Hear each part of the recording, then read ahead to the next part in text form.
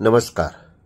आज की इस वीडियो में हम लोग बात करेंगे कि जो बच्चे 9th से 10th में जाएंगे उनका साइंस में बायोलॉजी का सिलेबस क्या होगा। बहुत सारे स्कूलों में एग्जामिनेशन अभी स्टार्ट नहीं हुई है, कुछ स्कूलों में एग्जामिनेशन चल रहे हैं। अप्रैल से आपका नया सेशन शुरुआत हो जाएगी। आप जैसा कि जानते हैं 2026 में क्लास 10th में 2 बोर्ड एग्जाम होंगे, जिसके बारे में मैंने विस्तृत रूप में वीडियो में बता रखी है।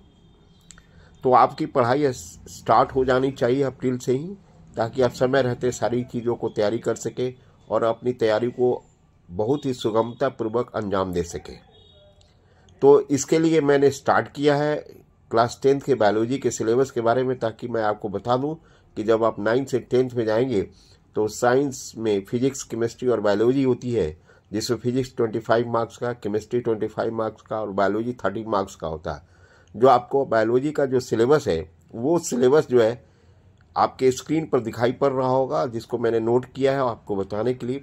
आप ध्यान रखेंगे कि यहाँ पर सबसे पहला जो चीज़ है वो है लाइफ प्रोसेस। तो लाइफ प्रोसेस में 4 चैप्टर्स दिए गए हैं, जिसमें न्यूट्रिशन, रेस्पिरेशन, ट्रांसपोर्टेशन और एक्सक्रीशन। इन चारों को आपको डिटेल्स के रूप में बढ़िया से तैयार करना है, पढ़ना है। और दूसरा जो आपका चैप्टर है कंट्रोल एंड कोऑर्डिनेशन, तो control and coordination in plants and animals, इसमें आपको पढ़नी है। Control and coordination in plants में आपको plant growth, plant movement, plant hormones, phototropism आदि पढ़नी है। कंट्रोल इन एनिमल्स में जब आप बात करेंगे तो वहाँ पर नर्वस सिस्टम, न्यूरॉन सेल का स्ट्रक्चर, ह्यूमन ब्रेन का स्ट्रक्चर, रिफ्लेक्स एक्शन, ये सारी चीज़ों को करना है। इस बार मैंने जो वीडियो बनाया था और इस साल जो 2025 में बायोलॉजी के जो क्वेश्चंस पूछे गए थे साइंस में, मैंने जिन बच्चों को गाइड किया था और बताया था कि ये टॉपिक पढ़ लो, क्वेश्चंस उसी से आए, उससे बाहर नहीं आए थे। तीसरा सिलेबस जो है आपका रिप्रोडक्शन इन लिविंग ऑर्गेनिज्म। तो यहाँ पर रिप्रोडक्शन इन लिविंग ऑर्गेनिज्म में आप देखेंगे कि यहाँ पर आपको रिप्रोडक्शन का बेसिक डिफरेंस देखना है, एसेक्सुअल सेक्सुअल रिप्रोडक्शन देखना है और different methods of asexual reproduction in single cell organism में देखनी है। उसके अलावा प्लांट्स में जब बात करेंगे तो हायर प्लांट्स में पॉलिनेशन देखना है, fertilization, fruit formation, seed formation and post fertilization चीज़ें देखनी है। उसके बाद आप एनिमल रिप्रोडक्शन में आ जाइए तो ह्यूमन रिप्रोडक्टिव सिस्टम में male reproductive system, female reproductive system और आपको रिप्रोडक्टिव हेल्थ देखनी है।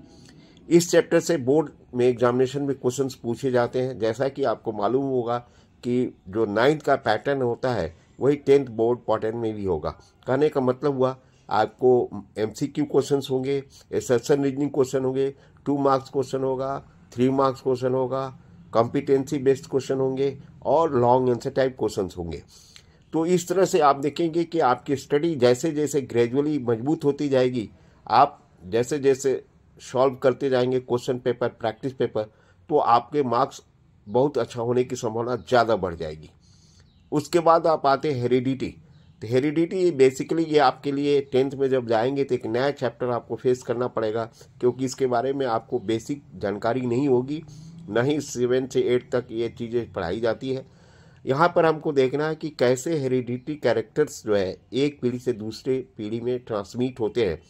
तो उसके तहत इसका मेन टॉपिक है या मेन चीज़ है वो पढ़ना है आपको मेंडल्स लॉज ऑफ इनहेरिटेंस।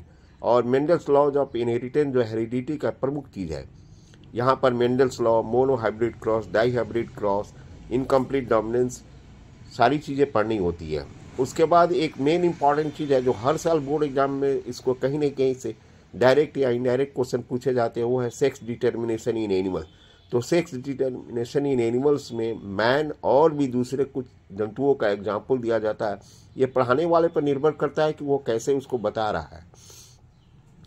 उसके बाद लास्ट का आपका चैप्टर होता है इन्वायरमेंट। तो इन्वायरमेंट में आपको इन्वायरमेंट से रिलेटेड जैसे components of ecosystem, definition of ecosystem, type of ecosystem, energy flow in ecosystem, food chain, food web, ecological pyramid, sustainable development, green house effect and global warming, ozone layer and it's depletion, ये सारी चीज़ें इस chapter के तहत पढ़ना। All together जिन बच्चों को +2 में आगे बायोलॉजी पढ़ने की इच्छा होगी तो 9th से लेकर 10th तक अपने बेसिक को फंडामेंटल क्लियर करें, तब वो 11th में जाएंगे तो उनको पढ़ने में बहुत ज़्यादा इंटरेस्ट होगा और अपने गोल को क्लियर कर लेंगे। ये आप सभी जानते हैं कि बायोलॉजी पढ़ने वाले हर विद्यार्थी का एम होता है डॉक्टर बनना। तब जब आप डॉक्टर के पास जाएंगे तो उनको देखेंगे कि उनकी एक अलग अप्रोच होती है, उनका मोड ऑफ एक्शन अलग होता है, वो अलग अलग तरीक़ों से अपना ट्रीटमेंट करते हैं। तो ये अलग तरीका का ट्रीटमेंट कहाँ से आता है? ये बेसिक उनके स्कूलिंग लाइफ से जो होती है, स्कूल लाइफ में उन्होंने जो सीखा वो पढ़ा, उसको कॉन्सेप्ट किया, एसिमुलेट किया और तब जाके अपने नॉलेज और अपने पावर का उपयोग करते हुए सारी चीज़ों को सुगमतापूर्वक सही करते हैं। उम्मीद है ये वीडियो के माध्यम से आपने सिलेबस क्लास 10 के बायोलॉजी के बारे में अच्छी तरह से देखा और समझा। आने वाले वीडियो में मैं प्रत्येक चैप्टर पर धीरे धीरे एक ही चीज़ पर डिस्कस करूंगा। वीडियो के साथ बने रहिए। अगर वीडियो अच्छा लगता है तो लाइक कीजिए। आपका वही Mithilesh sir. Thank you very much.